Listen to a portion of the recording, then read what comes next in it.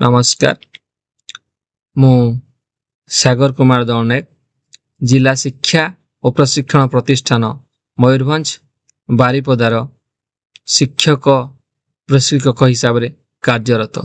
मु तुम साहित्य सुमन बहिर पाठ 2 माड़हांडी कथार भाग 3 को समस्त को स्वागत जनाऊँ। पिला माने तुमे माने भाग 2 रे जहाँ भी पढ़ी आस टिके मने पकेइबा। अच्छा, तुम मानक पई मु एबे किछि प्रश्न पचारुछि, तमे तार ठीक ठीक उत्तर देबा पई चेष्टा करिवो। तमे माने जो आमे माड़हांडी कथार भाग 2 रे जहाँ पढ़ी ताकू टिके मने पकई तार उत्तर देबा पई चेष्टा करिवो। ठीक अछि पिला माने। तो मोर प्रथम प्रश्न हैला, चकुलिया पंडा पानी पीमा समय रे कौन कहूतिला? चकुलिया पंडा पानी पीवा समय रे कौन कहूतिला? ना भात खाऊं, डाली खाऊं, दूध खाऊं, महुर खाऊं, आंबिल खाऊं, खीरी खाऊं, काकरा खाऊं, नाना मान खाऊं, पटोड़ी खाऊं, चकुड़ी खाऊं बोली कहूतिला। से जेते प्रकार दरबर ना जानिथिला सबुतर ना धरुथिला एवं से कौन करुथिला किछि पानी से पिउथिला। बहुत बढ़िया, तो माने सबू मन रखिछ, शाबाश। मोर द्वितीय प्रश्न को आमे बे पचारुछि, मु कहबो तार सठिक उत्तर देबा पई चेष्टा करी तो माने। ठीक अछि। तो गंगा माता चकुलिया पंडा को काहेकि साहाय्य कले?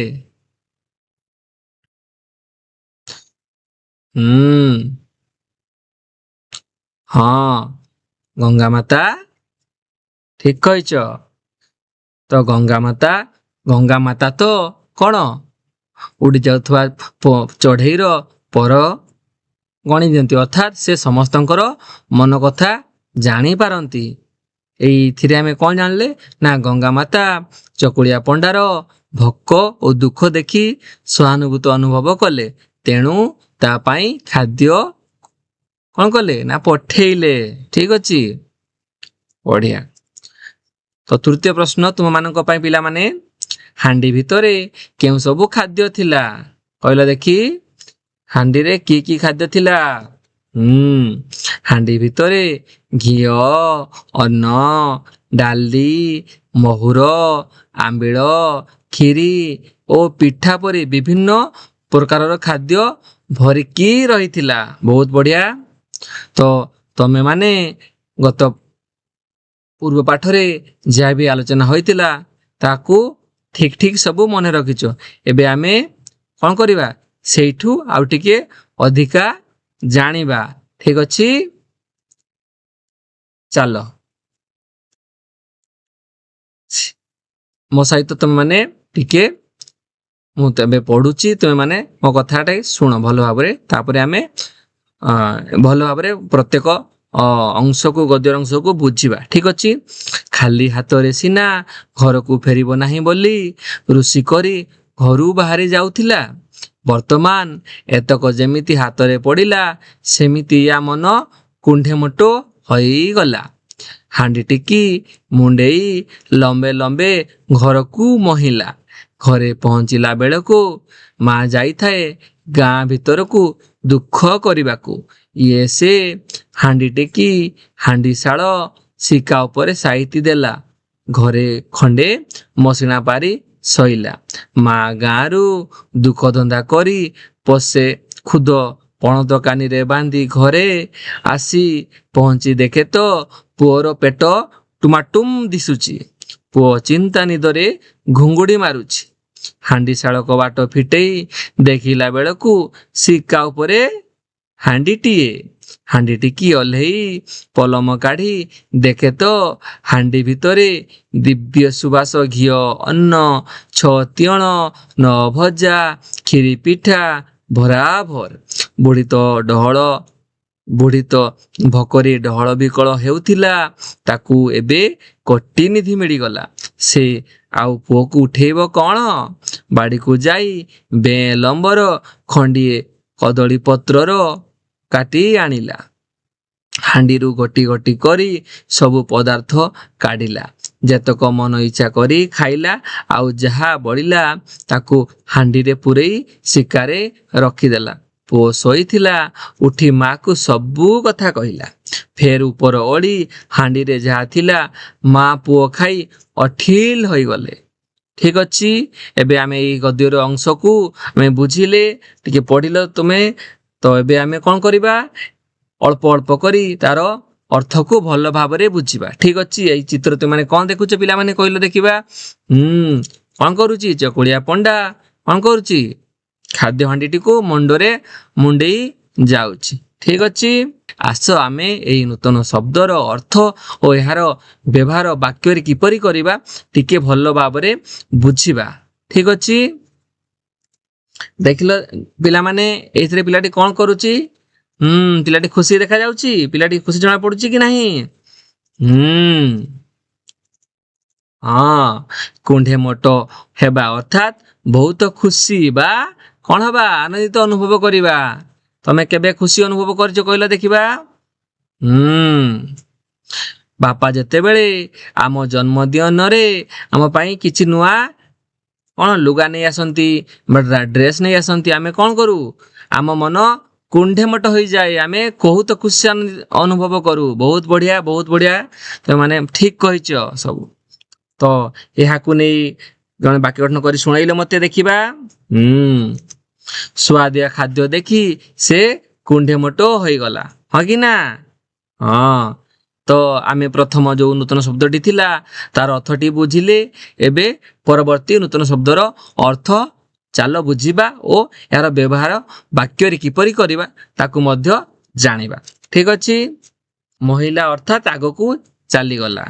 ତ କ'ଣ କହିପାରିବା? ବାକ୍ୟ କ'ଣ ହେଇପାରିବ ନା, ହାଣ୍ଡିକୁ ମୁଣ୍ଡେଇ ସେ ଧୀରେ ଧୀରେ ଘରକୁ ମୁହେଁଇଲା। ଏଥିରେ ପିଲାଟି କ'ଣ କରୁଛି? ହାଣ୍ଡିଟିକୁ ମୁହେଁଇ ଧୀରେ ଧୀରେ ଘରକୁ ମୁହଁଉଛି, ମାନେ ଆଗକୁ ଚାଲି ଯାଉଛି। ଠିକ ଅଛି, ବହୁତ ସୁନ୍ଦର। ତମେ ମାନେ ସବୁ ଯୋଉ ଆମେ ଦୁଇଟି ନୂତନ ଶବ୍ଦ ଜାଣିଲେ ତାର ସଠିକ ଉତ୍ତର ବା ତାର ଅର୍ଥ ଏବଂ ତାର ବ୍ୟବହାର ଠିକ ଭାବରେ ସମସ୍ତେ କହିଥିବାରୁ ସମସ୍ତଙ୍କୁ ବହୁତ ବହୁତ ଧନ୍ୟବାଦ। ଆମେ ପରବର୍ତ୍ତୀ ଗଦ୍ୟାଂଶକୁ ଯାଇ ବୁଝିବା। ଠିକ ଅଛି, ଏଥିରେ ତମେ କ'ଣ ଦେଖୁଛ କହିଲ ପିଲାମାନେ? ହଁ, ଚକୁଳିଆ ପଣ୍ଡା କ'ଣ କରୁଛି? ସେ ଶିକାରେ ନେଇ କ'ଣ କରୁଛି ନା ଖାଦ୍ୟ ହାଣ୍ଡିକୁ ସେ କ'ଣ କରୁଛି? ତାକୁ ସେଥିରେ ରଖିଦେଉଛି। ହଁ, ଠିକ ଅଛି। ତ ଆମେ ଯେତିକି ଗଦ୍ୟାଂଶ ତମେ ପଢିଲେ ସେଥିରୁ କହିଲ ଦେଖିବା କେଉଁ ନୂତନ ଶବ୍ଦ ଏଥିରେ ରହିଛି? ପାରି। ଠିକ ଅଛି, ଆସ ତାର ଅର୍ଥ ଏବଂ ଏହାର କେମିତି ବାକ୍ୟରେ ବ୍ୟବହାର କରିବା ଟିକେ ବୁଝିବା। ଆଚ୍ଛା, କହିଲ ଦେଖିବା ପିଲାମାନେ, ପିଲାଟି କ'ଣ କରୁଛି ଏଇଠି ଚିତ୍ରରେ? ହଁ, ଶୋଇଛି। ଠିକ ଅଛି, ଆଚ୍ଛା, କାହା ଉପରେ ସେ ଶୋଇଛି ପିଲାଟି? ମସିଣା ଉପରେ। ସାବାସ୍। ହଉ, ଏବେ ଆମେ ବୁଝିବା ଟିକେ ଭଲ ଭାବରେ। ପାରି ଅର୍ଥ ବିଛାଇବା। ଆମେ କୌଣସି ଜିନିଷ ବସିବା ପୂର୍ବରୁ ବା ଶୋଇବା ପୂର୍ବରୁ କୌଣସି ଜିନିଷକୁ ବିଛାଉ କି ନାହିଁ କହିଲ ଦେଖିବା? ତ ଦେଖିବା, ଏଥିରେ ପିଲାଟି ମାଟିରେ ମସିଣା ପାରି ଶୋଇଛି। ଠିକ ଅଛି, ତ ଏଇଥିରେ କ'ଣ ହେଲା ନା ଚକୁଳିଆ ପଣ୍ଡା କ'ଣ କଲା ନା ମସିଣା ପାରି କ'ଣ କଲା? ସେ ଶୋଇ ପଡ଼ିଲା। ଯେହେତୁ ସେ ଖାଇକି ଆସିଥିଲା ସେଥିରେ କ'ଣ ହେଲା? ଶୋଇ ପଡ଼ିଲା। ଠିକ ଅଛି, ଆମେ ପରବର୍ତ୍ତୀ ଗଦ୍ୟାଂଶକୁ ଯିବା। ଏଇ ଚିତ୍ର ତୁମେ କ'ଣ ଦେଖୁଛ କହିଲେ ଦେଖିବା? ଚକୁଳିଆ ପଣ୍ଡା କ'ଣ କରିଛି? ମସିଣା ପାରି ଶୋଇଛି। ବହୁତ ବଢିଆ। ଆମେ ଏତିକି ଅଂଶ ଗଦ୍ୟର ଅଂଶକୁ ପଢିଲେ। ଏବେ ଆମେ ଯୋଉ ନୂତନ ଶବ୍ଦ କିଛି ରହିଛି ତାର ଅର୍ଥ ଟିକେ ବୁଝିବା ଓ ବାକ୍ୟରେ ବ୍ୟବହାର କରିବା। ଏଥିରେ ଯୋଉ ଆମେ ଦୁଇଟି ନୂତନ ଶବ୍ଦ ରହିଛି, ଗୋଟିଏ ହେଲା ତମର କ'ଣ ନା ପଣତକାନି। ବହୁତ ବଢିଆ। ଆଚ୍ଛା, କହିଲ ଦେଖିବା ପଣତକାନି ମାନେ କ'ଣ ଜାଣିଛ? ଆଚ୍ଛା, ଏଇଟା ଦେଖିଲ ଗୋଟିଏ କ'ଣ? ଇଏ ହଉଛି ଗୋଟିଏ ଶାଢୀର ଅଂଶ କି ନୁହଁ? ହଁ, ଅଂଶ। ବହୁତ ବଢିଆ। ତ ଆମେ ବୁଝିବା ପଣତକାନି ହେଉଛି ଶାଢୀର ଶେଷ ଅଂଶ। ତ ମା ଆମର କ'ଣ ଛୋଟବେଳେ ପିଲା ଆମକୁ କ'ଣ କରନ୍ତି? ମା ଆମେ ଯେତେବେଳେ ଖେଳିକି ଆସେ ମା ଆମକୁ କ'ଣ କରନ୍ତି? ତାଙ୍କ ପଣତକାନିରେ ଆମ ଯୋଉ ଧୂଳି ଲାଗିଥାଏ ତାକୁ ସେ ପୋଛି ଦିଅନ୍ତି, ହଁ କି ନା? ବହୁତ ବଢିଆ। ପଣତ କାନି ହେଉଛି ଶାଢୀର ଶେଷ ଅଂଶକୁ କଣ କୁହନ୍ତି ନା ପଣତ କାନି କୁହନ୍ତି। ବହୁତ ବଢିଆ, ତୁମେ ଠିକ ସବୁ ଉତ୍ତର ଦଉଛ। ତ ୟାକୁ ନେଇ ଆମେ ଏକ ବାକ୍ୟ ଗଠନ କରିବା। ମା ଫଳ ଗୁଡ଼ିକୁ ପଣତ କାନିରେ ବାନ୍ଧି ଆଣିଲେ। ବହୁତ ବଢିଆ।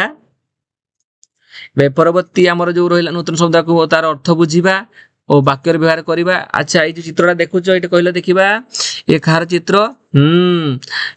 ପିଲାଟି କଣ କରୁଛି ନା ଛିଡା ହେଇଛି। ନା ପିଲାଟି ଖାଇକି କଣ ଅଛି, ପେଟଟା ପୁରା ଭରା ଦେଖାଉଛି। ହଁ, ଏଥିରେ ଦେଖ ଟୁମାଟୁମ ବହୁତ ଭରିଥିବା ଅର୍ଥାତ୍ ଫୁଲା ଦେଖା ଯାଉଥିବା। ଠିକ ଅଛି, ଟୁମାଟୁମ ର ଅର୍ଥ ହେଉଛି ବହୁତ ଭରିଥିବା ବା ଫୁଲା ଦେଖା ଯାଉଥିବା।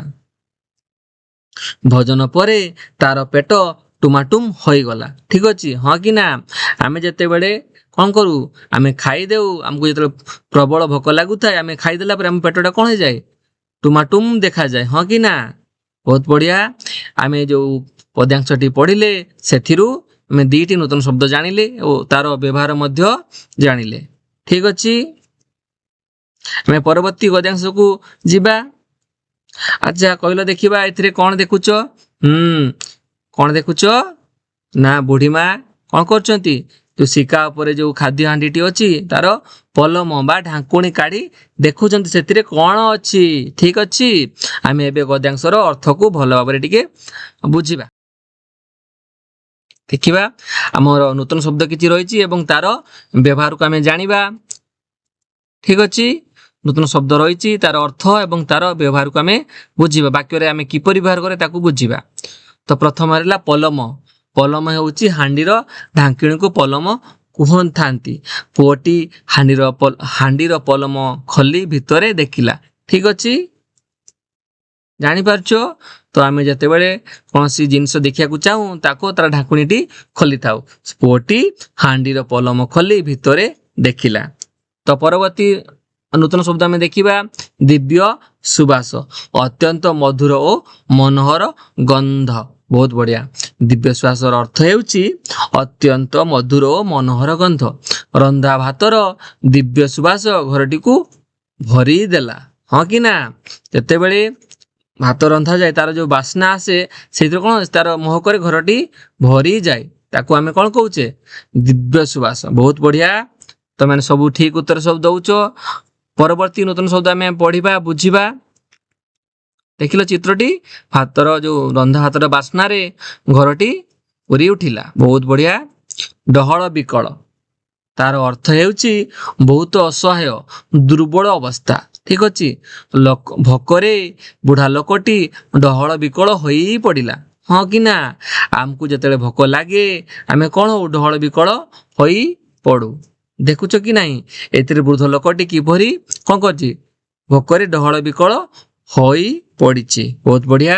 ତ ଆମର ପରବର୍ତ୍ତୀ ନୂତନ ଶବ୍ଦକୁ ଆମେ ବୁଝିବା ଦେଖିବା। କୋଟିନିଧି। କୋଟିନିଧିର ଅର୍ଥ ହେଉଛି ଅମୂଲ୍ୟ ସମ୍ପଦ।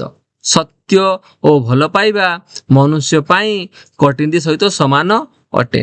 ଅର୍ଥାତ୍ ଯେଉଁଠି ସତ୍ୟ ଓ ଭଲ ପାଇବା ରହିଛି ସେଠି ଆମେ କଣ କହିବା ନା ତାହା କୋଟିଏ ଟଙ୍କାର ସମ୍ପତ୍ତି ସହିତ ସମାନ। ବହୁତ ବଢିଆ।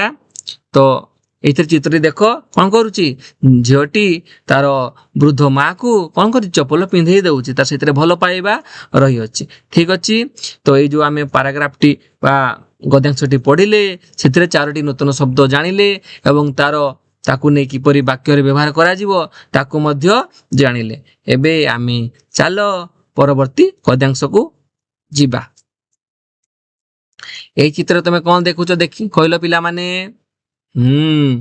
ଆମର ଚକୁଳିଆ ପଣ୍ଡାର ମା କଣ କରୁଛି? ହଁ, ଭୋଜନ କରୁଛି ବା ଖାଉ। ଏବେ ଆସ ବେର ଅର୍ଥ ଟିକେ ଭଲ ଭାବରେ ବୁଝିବା ଓ ଏହାର ବ୍ୟବହାର କଣ ହୋଇପାରିବ ଜାଣିବା। ଠିକ ଅଛି, ଦେଖୁଛ କି ନାଇଁ ପିଲାଟି କଣ କରୁଛି, ଦୁଇ ହାତକୁ ମେଲି କଣ ହେଇଛି, ଛିଡା ହୋଇଅଛି। ହଁ କି ନା? ଦୁଇ ହାତକୁ ମେଲି ଛିଡା ହୋଇଅଛି ପିଲାଟି। ଦେଖିବା, ବେଁ ଶବ୍ଦର ଅର୍ଥ ହେଉଛି ଦୁଇ ହାତକୁ ଦୁଇ ପାଖକୁ ଲମ୍ବାଇଲେ ଯେତେ ହେବ। ବେଁର ପ୍ରକୃତ ଅର୍ଥ ହେଉଛି ଆମେ ଦୁଇ ହାତକୁ ଦୁଇ ପାର୍ଶ୍ୱକୁ ଲମ୍ବାଇବା, ଯେତେ ଦୂରତା ଆମେ ମାପିବା ସେଇଟା ହଉଛି ଆମର କଣ ବେଁ। ବେଁ ହଉଛି ଦୁଇ ହାତକୁ ଦୁଇ ପାଖକୁ ଲମ୍ବାଇଲେ ଯେତିକି ହବ ସେଇଟା ହଉଛି ଆମେ ବେଁ ବୋଲି ବୁଝିଥାଉ। ଠିକ ଅଛି। ସେ ବେଁ ଲମ୍ବର କାଠି ନେଇ ଖେଳୁଥିଲା, ମାନେ ବହୁତ ଲମ୍ବା ଗୋଟେ କାଠିଟିଏ ନେଇ ଖେଳୁଥିଲା। ବେଁ ମାନେ ଦୁଇ ହାତର ଦୁଇ ପାଖକୁ ଲମ୍ବାଇଲେ ଯେତିକି ହବ ସିଏ ହଉଛି ତାକୁ ବେଁ ବୋଲି ଆମେ ବୁଝିଥାଉ। ବହୁତ ବଢିଆ। ଏଇ ଯୋଉ ପଦ୍ୟାଂଶରୁ ଆମେ ଯୋଉ ବେଁ ବୋଲି ନୂତନ ଶବ୍ଦଟି ରହିଲା ତାର ଅର୍ଥଟି ଆମେ ବୁଝିଲେ। ଏଇ ଚିତ୍ରରେ ତୁମେ ମାନେ କଣ ଦେଖୁଛ ପିଲାମାନେ କହିଲ ଦେଖିବା? ଉଭୟ ଚକୁଳିଆ ପଣ୍ଡା ଆଉ ତା ମା କଣ କରୁଛନ୍ତି ନା ଖାଦ୍ୟ ହାଣ୍ଡିରୁ ଯେତେକ ଖାଦ୍ୟ ବଳି ଯାଇଥିଲା ତାକୁ ନେଇ କଣ କରୁଛନ୍ତି? ଖାଉଛନ୍ତି। ବହୁତ ବଢିଆ। ସେଥିରେ ଯେଉଁ ନୂତନ ଶବ୍ଦ ଅଛି କହିଲ ଦେଖିବା ତାର ଅର୍ଥ କଣ? କଣ ନୂତନ ଶବ୍ଦ ଅଛି? ଅଠିଲ। ଆଚ୍ଛା, ତମେ କେହି ଅଠିଲ ଅର୍ଥ ଜାଣିନାହ, ଶୁଣିନାହ? ଆଚ୍ଛା, ହଉ। ତ ତେବେ ଚାଲ ଅଠିଲର ଅର୍ଥ ଓ ତାର ବାକ୍ୟରେ ବ୍ୟବହାର କିପରି ହୋଇପାରିବ ଟିକେ ବୁଝିବା। ଠିକ ଅଛି। ହଉ, ଦେଖିଲ ପିଲାମାନେ ଏଇଥିରେ କଣ ଦେଖୁଛ ତମେ? ପିଲାମାନେ କଣ କରୁଛନ୍ତି ନା ଖାଦ୍ୟ ଧରି ଖାଉଛନ୍ତି। ଆଚ୍ଛା, ବହୁତ ବଢିଆ। ତମ ମାନେ ଯେତେବେଳେ ମଧ୍ୟାହ୍ନ ଭୋଜନ କର ତମେ ଖାଇକି ଅଠିଲ ହୋଇଯାଉ କି ନାହିଁ? ଆଚ୍ଛା, ଅଠିଲ ମାନେ ବୁଝିପାରୁନ? ଆଚ୍ଛା, ହଉ ଦେଖିବା। ଅଠିଲ ହଉଛି ପେଟ ଭରି ଖାଇ ସନ୍ତୁଷ୍ଟ ହେବା। ଯେଉଁ ଦିନ ତମାନଙ୍କୁ ମାନେ ବହୁତ ଖାଦ୍ୟ ଦିଆଯାଏ, ଯୋଉଟା ତୁମ ମାନଙ୍କୁ ମନକୁ ସନ୍ତୁଷ୍ଟି ଦିଏ, ତାକୁ ଆମେ କଣ କହୁଥାଉ? ଠିକ ଅଛି, ସେତେବେଳେ ଆମେ ଅଠିଲ ହେଇଯାଉ। ଅର୍ଥାତ୍ ଅଠିଲର ପ୍ରକୃତ ହେଉଛି ପେଟ ଭରି ଖାଇ ସନ୍ତୁଷ୍ଟି ଲାଭ କରିବା। ଠିକ ଅଛି। ପିଲାମାନେ ମଧ୍ୟାହ୍ନ ଭୋଜନ ଖାଇ ଅଠିଲ ହୋଇଗଲେ। ହଁ କି ନା? ତମାନଙ୍କୁ ଯେତେବେଳେ ଆମେ ଅଣ୍ଡା ଦିଆଯାଏ ଯୋଉ ବୁଧବାର ଦିନ ଖାଇକି ଅଠିଲ ହେଇଯାଅ କି ନାଇଁ? ହଁ, ବହୁତ ବଢିଆ। ତମେ ମାନେ ଗୋଟେ ଉଦାହରଣ ଦେଲେ ଭଲ ହୁଅନ୍ତା। ଠିକ ଅଛି। ହଉ, ତମେ କହିଲ ଦେଖିବା।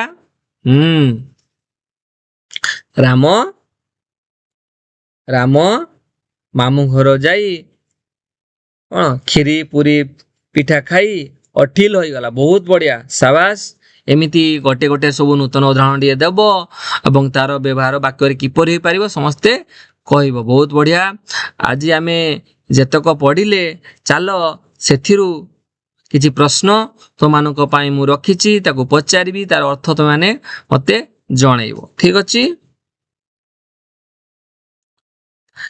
ଆଚ୍ଛା, ଏବେ ମୁଁ କଣ କରୁଛି? ପ୍ରଶ୍ନଟି ତମାନଙ୍କୁ ପଚାରୁଛି ଏବଂ ମୁଁ ତାର 4ଟି ସମ୍ଭାବ୍ୟ ଉତ୍ତର ଜଣେଇବି ଏବଂ ସେଥିରୁ ଯେଉଁଠି ଠିକ ତାକୁ ତମେ ମାନେ କହିବ। ବହୁତ ବଢିଆ। ଆଚ୍ଛା, କହିଲ ଦେଖିବା। ଚକୁଳିଆ ପଣ୍ଡା ହାଣ୍ଡିଟିକୁ ନେଇ କେଉଁଠି ସାଇତି ରଖିଲା? ବହୁତ ବଢିଆ। ଥାକରେ ନା ମସିଣାରେ ନା ଶିକାରେ ନା ଅଗଣାରେ? କଣ ଠିକ ତାର ଉତ୍ତର ହେବ? ଶିକା। ବହୁତ ବଢିଆ। ତ ଚକୁଳିଆ ପଣ୍ଡା ହାଣ୍ଡିଟିକୁ କୋଉଥିରେ ନା ହାଣ୍ଡି ଶାଳରେ ଥିବା ଶିକାରେ ସାଇତି ରଖିଲା। ବହୁତ ବଢିଆ। ତମେ ସମସ୍ତେ ବହୁତ ବଢିଆ ଉତ୍ତର ଦେଇଛ, ସୁନ୍ଦର ଉତ୍ତର ଦେଇଛ। ଏବେ ଆମେ ଦ୍ୱିତୀୟ ପ୍ରଶ୍ନକୁ ଯିବା। ହାଣ୍ଡି ଭିତରେ କଣ ଥିଲା? କହିଲେ ଦେଖିବା। ହାଣ୍ଡି ଭିତରେ କଣ ଥିଲା? ତାର ସମ୍ଭାବ୍ୟ ଉତ୍ତର ଗୁଡିକ ହେଲା ଘିଅ, ଅନ୍ନ, ବିଭିନ୍ନ ଖାଦ୍ୟ, ଖାଲି ଥିଲା ପାଣି, ଫଳ। ଏଥିରୁ କଣ କୋଉଟା ଠିକ ଉତ୍ତର ହେଇଥିବ କହିଲ ଦେଖିବା? ହାଣ୍ଡି ଭିତରେ ଘିଅ, ଅନ୍ନ ଓ ବିଭିନ୍ନ ପ୍ରକାର ତଥା ରକମର ଖାଦ୍ୟ ଭରିକି ରହିଥିଲା। ଏଇଟା ହବ ତ ଉତ୍ତର? ତମାନେ ସବୁ ଠିକ କହିଛ। ହାଣ୍ଡିରେ କଣ ଘିଅ, ଅନ୍ନ, ତିଅଣ, ନଭଜା, କ୍ଷୀରି ପିଠା ଭଳିଆ ବିଭିନ୍ନ ରକମର ଖାଦ୍ୟ ମାନ ଥିଲା। ବହୁତ ବଢିଆ, ସୁନ୍ଦର ଉତ୍ତର ତମାନେ ଦେଇଛ। ପରବର୍ତ୍ତୀ ପ୍ରଶ୍ନ। ପେଟ ଟୁମାଟୁମ ବାକ୍ୟର ଅର୍ଥ କଣ କହିଲ ପିଲାମାନେ? ପେଟ ଟୁମାଟୁମ ବାକ୍ୟର ଅର୍ଥ? ମୁଁ ତମର ସମ୍ଭାବ୍ୟ ଉତ୍ତର ଗୁଡିକୁ ମୁଁ ତୁମ ମାନଙ୍କୁ କହୁଛି। ଭଲ ଖାଇ ଭରି ଯାଇଥିବା ପେଟକୁ ବୁଝାଏ, ଖାଲି ପେଟକୁ ବୁଝାଏ, ରୋଗୀ ଲୋକକୁ ବୁଝାଏ, ଦୁଃଖିତ ହେବାକୁ ବୁଝାଏ। କୋଉଟା ତାର ଠିକ ଉତ୍ତର ହବ? ପେଟ ଟୁମାଟୁମ ର ଅର୍ଥ ହଉଛି, ବହୁତ ବଢିଆ, ଭଲ ଖାଇ ଭରି ଯାଇଥିବା ପେଟ, ଯୋଉଟା ଆମେ ଯେତେବେଳେ ଖାଇସାରିକି ସନ୍ତୁଷ୍ଟି ଲାଭ କରୁ, ଯେତେବେଳେ ଆମକୁ ହାକୁଟି ଆସେ ସେଇଟା ହଉଛି ଆମେ କଣ ଖାଇ ସାରିଲା ପରେ ପେଟ ଟୁମାଟୁମ ଅର୍ଥ ହଉଛି ଭଲ ଖାଇ ଭରି ଯାଇଥିବା ପେଟକୁ ଆମେ ପେଟ ଟୁମାଟୁମ ବୋଲି ବୁଝିଥାଉ। ବହୁତ ବଢିଆ। ପରବର୍ତ୍ତୀ ପ୍ରଶ୍ନ, ମା କାହିଁକି ପୁଅକୁ ଉଠାଇଲେ ନାହିଁ?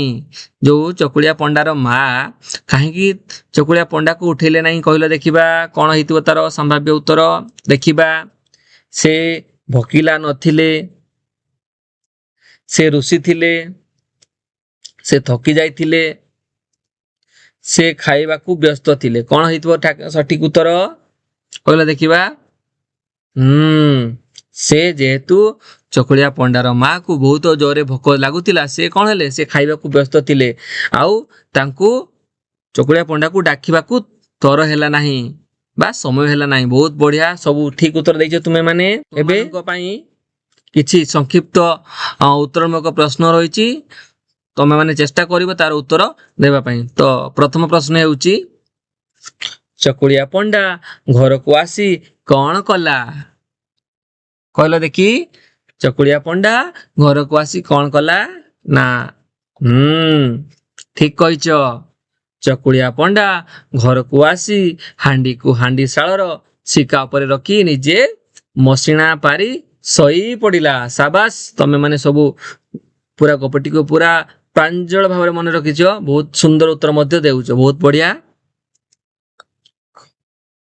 ତ ଖ ନମ୍ବରକୁ ଯିବା ଆମେ। ମା କିପରି ହାଣ୍ଡିର ଖାଦ୍ୟ ଖାଇଲେ? ଠିକ ଅଛି, ମା ହାଣ୍ଡିର ଖାଦ୍ୟକୁ କିପରି ଖାଇଲେ କହିଲେ ଦେଖିବା। ମା କଦଳୀ ପତ୍ର ଆଣି ହାଣ୍ଡିରୁ ଖାଦ୍ୟ କାଢି ମନ ଭରି ଖାଇଲେ ଏବଂ ଅବଶିଷ୍ଟ ଖାଦ୍ୟକୁ ହାଣ୍ଡିରେ ରଖିଦେଲେ। ବହୁତ ବଢିଆ। ସାବାସ, ସମସ୍ତେ ସଠିକ ଉତ୍ତର ସବୁ ଦେଇଛ। ବହୁତ ବଢିଆ। ଗପଟିକୁ ଭଲ ଭାବରେ ବୁଝିବାକୁ ସମସ୍ତେ ପ୍ରୟାସ କରୁଛୁ ଏବଂ ବୁଝି ସାରିଲଣି। ବହୁତ ବଢିଆ, ଯେତେ ଅଂଶ ପଢା ହେଇଛି ତାକୁ ବୁଝି ସାରିଲଣି ମଧ୍ୟ। ବହୁତ ବଢିଆ। ଠିକ ଅଛି, ଗ ନମ୍ବର ପ୍ରଶ୍ନକୁ ଯିବା। ଚକୁଳିଆ ପଣ୍ଡାର ପେଟ କାହିଁକି ଟମାଟୁମ ଦିଶୁଥିଲା କହିଲ ଦେଖିବା। ଚକୁଳିଆ ପଣ୍ଡାର ପେଟ କାହିଁକି ଟମାଟୁମ ଦିଶୁଥିଲା? ବହୁତ ବଢିଆ। ଚକୁଳିଆ ପଣ୍ଡା ହାଣ୍ଡିରେ ଥିବା ସୁସ୍ୱାଦୁ ଖାଦ୍ୟ ମନ ଭରି ଖାଇଥିଲା, ତେଣୁ ତାର ପେଟ ଟମାଟୁମ ଦିଶୁଥିଲା। ଠିକ ଅଛି, ମୁଁ ଅଲରେଡି ତମ ମାନଙ୍କୁ କହିସାରିଛି, ଆମେ ଯେତେବେଳେ କୌଣସି ସୁସ୍ୱାଦୁ ଖାଦ୍ୟ ଖାଉ ଆମ ପେଟ ଟମାଟୁମ ଦେଖାଯାଏ। ବହୁତ ବଢିଆ। ଚକୁଳିଆ ପଣ୍ଡା ହାଣ୍ଡିରେ ଥିବା କଣ ଘିଅ, ଅନ୍ନ, 6 ତିଅଣ, 9 ଭଜା, କ୍ଷୀରି, ପିଠା ସବୁକୁ ମନ ଭରିକି ଖାଇଥିଲା, ତେଣୁ ତାର ପେଟ କଣ ଟମାଟୁମ ବା ଭରି ଯାଇଥିଲା, ଟମାଟୁମ ଦିଶୁଥିଲା। ବହୁତ ବଢିଆ, ବହୁତ ସୁନ୍ଦର ଉତ୍ତର ସମସ୍ତେ ଦଉଛ। ଏବେ ପରବର୍ତ୍ତୀ ପ୍ରଶ୍ନ ତୁମମାନଙ୍କ ପାଇଁ। ଏହି କାହାଣୀରୁ ମା ପୁଅ ସମ୍ପର୍କରେ କଣ ବୁଝିପାରୁଛ କୁହ କହିଲ ଦେଖି। ଏହି କାହାଣୀରୁ ମା ପୁଅ ସମ୍ପର୍କ ବିଷୟରେ ତୁମେ କଣ ବୁଝୁଛ? କହିପାରିବନି? ହଉ ଠିକ ଅଛି, ମୁଁ ତମାନଙ୍କୁ କହିକି ଶୁଣଉଛି। ଦେଖ, ବୁଝିବାକୁ ଚେଷ୍ଟା କର। ଏହି କାହାଣୀରୁ ଆମେ ମା ପୁଅ ମଧ୍ୟରେ ଥିବା ଭଲ ପାଇବା, ଯତ୍ନ, ସହଭାଗିତାର ଗଭୀର ସମ୍ପର୍କ ଅଛି ବୋଲି ଜାଣିପାରୁଛେ, ହଁ କି ନା? ଏଇ କାହାଣୀରୁ ଆମେ କଣ ଜାଣିଲେ? ଯୋଉ ଚକୁଳିଆ ପଣ୍ଡା ଓ ମା ମଧ୍ୟରେ ଥିବା ଭଲ ପାଇବା, ତାଙ୍କର ଯତ୍ନ, ସହଭାଗିତା ଭଳିଆ ଯୋଉ ଗଭୀର ସମ୍ପର୍କ ଅଛି ବୋଲି ଆମେ ଜାଣିପାରୁଛେ। ବହୁତ ବଢିଆ। ଆମର ଯୋଉ ଯେତିକି ଆମର ସଂକ୍ଷିପ୍ତ ଉତ୍ତର ଥିଲା, ପ୍ରଶ୍ନ ଥିଲା, ତାର ତୁମେ ସବୁ ଠିକ ଠିକ ଉତ୍ତର ଦେଇଛ। ବହୁତ ବଢିଆ। ଏବେ ପରବର୍ତ୍ତୀ କାମ ପାଇଁ ଆମେ ଯିବା। ଏଥିରେ ମୁଁ ତୁମମାନଙ୍କ ପାଇଁ କିଛି କଣ ରଖି ଆସିଛି, କାମର ନେଇ ଆସିଛି।